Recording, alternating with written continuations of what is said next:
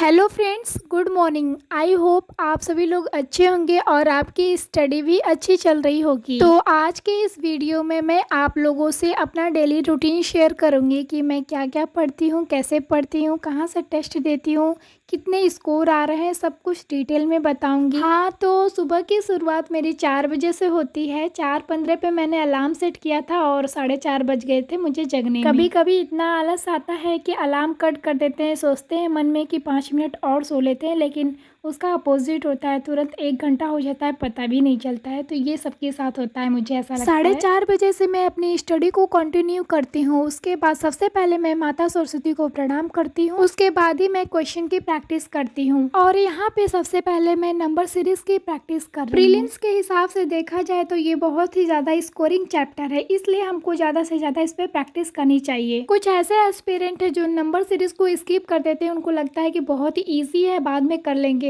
But easy तभी होगा जब आपकी स्पीड और फास्ट कैलकुलेशन बहुत ही ज़्यादा अच्छी हो। नंबर सीरीज में बहुत ढेर सारे टॉपिक्स होते हैं, जैसे double difference, mid difference, prime series, hybrid series, square table series, zero difference, wrong number series, missing series, repeated series और भी बहुत ढेर सारे ऐसे सीरीज होते हैं जिनको चुटकियों में कुछ सेकंड में सॉल्व करने होते हैं। बहुत सभी ऐसे एस्पिरेंट होते हैं जो ईजी और स्कोरिंग चैप्टर को स्किप करके आगे बढ़ते हैं। जैसे टाइम एंड वर्क को ले लेंगे, बहुत ही रेयर केस में एक क्वेश्चन आ जाता है कभी कभी, लेकिन यहाँ से कम 5 से 10 क्वेश्चन आना ही आना है। तो जो आपके हाथ में है आप वहीं से शुरू करो। नंबर सीरीज की प्रैक्टिस करने के बाद मैं थोड़ा सा बाहर घूमने के लिए आ जाती हूँ। उसके बाद 6 बजे वाली क्लास अटेंड करती हूँ। वायरल मैथ्स की क्लास 6 बजे से शुरू हो जाती है, लेकिन 10-12 मिनट लेट ही शुरू होता है। और आज की क्लास सिर्फ और सिर्फ 5 मिनट की हुई थी, बाद में सर लाइव एंड कर दिए थे नेटवर्क इशू की वजह से। मुझे लगा था रीस्टार्ट करेंगे सर लाइव को, लेकिन नहीं हुआ था। उसके बाद मैं ये जो क्लास में अटेंड कर रही हूँ ना, ये दूसरी बार अटेंड कर रही हूँ।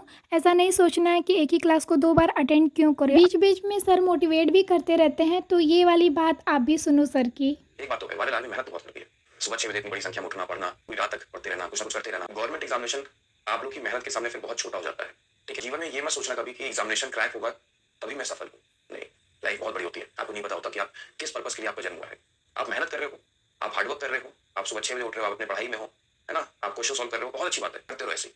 लेकिन कभी ये मत सोचना कि किसी कारणवश इन केस अगर 0.5 0.1 बहुत बार मेहनत किए, प्री मेंस इंटरव्यू करते करते 2 3 4 5 10 बार ट्राई किया बट नहीं हुआ, तो कभी ये मत सोचना कि यार मैं जीवन में हार गया, ठीक है, अब मुझे कुछ नहीं मिलने वाला। ऐसा नहीं है। जो आप बोलते हैं ना कि आपके द्वारा किया गया कर्म बिना फल दिए कभी नष्ट नहीं होता। तो आज जो आप मेहनत कर रहे हो इसका फल कहीं और किसी और रूप में आपको मिलेगा। ठीक है। वायरल मैथ्स की क्लास अटेंड करने के बाद मैं ब्रेक लेती हूँ, क्योंकि सुबह सुबह जो काम होते हैं घर के वो सारे ख़त्म करने होते हैं। मैं हॉस्टल या पीजी में नहीं रहती हूँ, मैं अपने घर में ही रहती हूँ और मेरे घर में फैमिली मेम्बर्स भी हैं। तो जाहिर सी बात है, अगर आप घर पे रहोगे तो काम तो करना ही पड़ेगा। कहते हैं ना कि एक लड़की हर एक चीज़ को संभाल सकती है, या फिर घर का काम हो या फिर बाहर का काम हो या फिर दोनों एक साथ हो, तो वो सिर्फ़ और सिर्फ आप पर डिपेंड कर रहा है।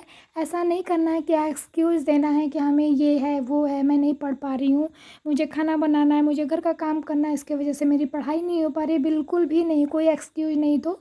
मुझे सब कुछ काम करना है, पढ़ाई को भी लेकर चलना है और घर के काम भी करना है। वो सिर्फ आप पर डिपेंड करता है कि आप किस तरह से मैनेज करते हैं। घर के सारे काम खत्म करने के बाद अप टू डेट होते हैं, उसके बाद हम स्टडी में लग जाते हैं। सुबह सुबह मैं वायरल मैथ्स की क्लास अटेंड की थी और नंबर सीरीज की प्रैक्टिस की थी, लेकिन ये 7 बजे वाली क्लास जो करंट अफेयर्स की आशीष गौतम सर की होती है वो मैंने नहीं अटेंड किया था।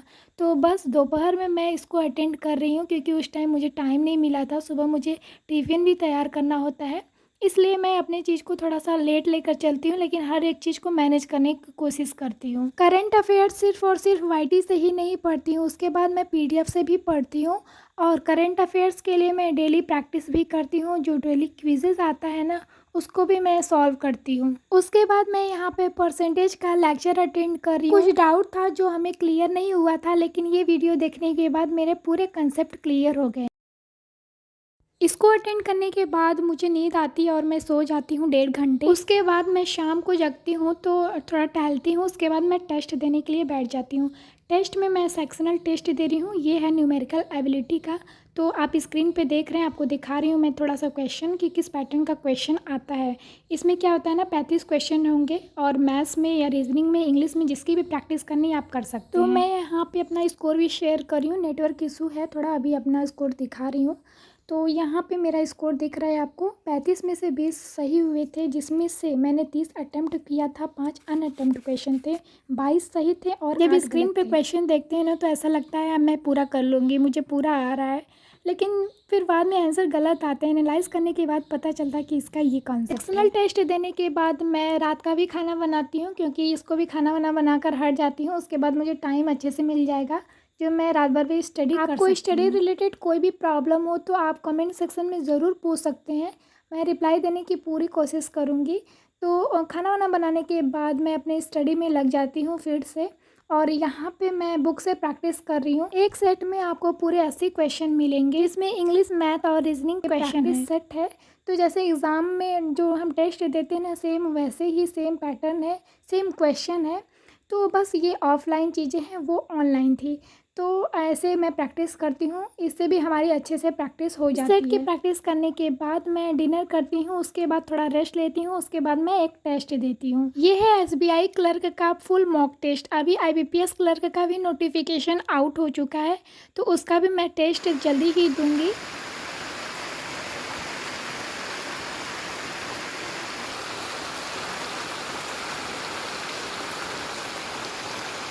जैसे ही मॉक टेस्ट देकर मैं उठी ना, उसी टाइम बारिश भी शुरू हो चुका था।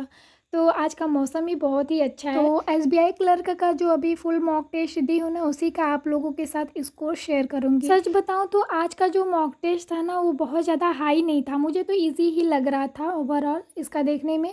अगर आप टेस्ट दिए हैं तो आप बताना कि कैसा था इसका लेवल। तो मेरा इसमें स्कोर 74 आया है और 89 अटेम्प्ट मैंने क्वेश्चन किया। मुझे ऐसा लग रहा है कि पहली बार मेरे इंग्लिश में अच्छे नंबर आए हैं। इंग्लिश में मेरे 21.75 स्कोर आए हैं 30 में से, जिसमें से 23 सही थे, 5 गलत थे और 2 अनअटेम्प्ट क्वेश्चन था। न्यूमेरिकल एबिलिटी में मेरे 27 नंबर आए हैं 35 में से, 28 सही थे, 4 गलत थे और 3 अनअटेम्प्ट क्वेश्चन। और रीजनिंग में 35 में से 25 नंबर में से 26 सही थे, 3 गलत थे, 6 अनअटेम्प्ट क्वेश्चन थे। भाई बहुत ढेर सारे बच्चे पढ़ने वाले हैं, क्योंकि लिस्ट में नाम ही नहीं आ रहा है मेरा। जो साइड में आपको लिस्ट दिख रही है ना, टॉप रैंक वाला, तो उसमें लिस्ट में नाम नहीं है। मतलब 70 नंबर कुछ भी नहीं है, 90 नंबर 85 नंबर ऐसे लाएंगे तब लिस्ट में नाम आएगा। तो उसके लिए हमें और मेहनत करनी होगी। और ये जो आपको सारे क्वेश्चन दिखा रहे हैं, वो पैटर्न दिखा रहे हैं कि किस टाइप का क्वेश्चन पूछा था। तो कुछ क्वेश्चन सही थे, कुछ गलत थे, कुछ स्किप किए थे।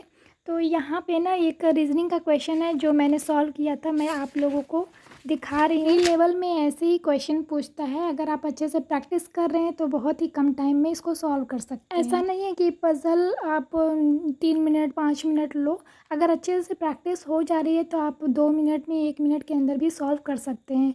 तो ये वाले जो क्वेश्चन है ये एक ही लाइन में हो गया था, क्योंकि ये बहुत ईजी था।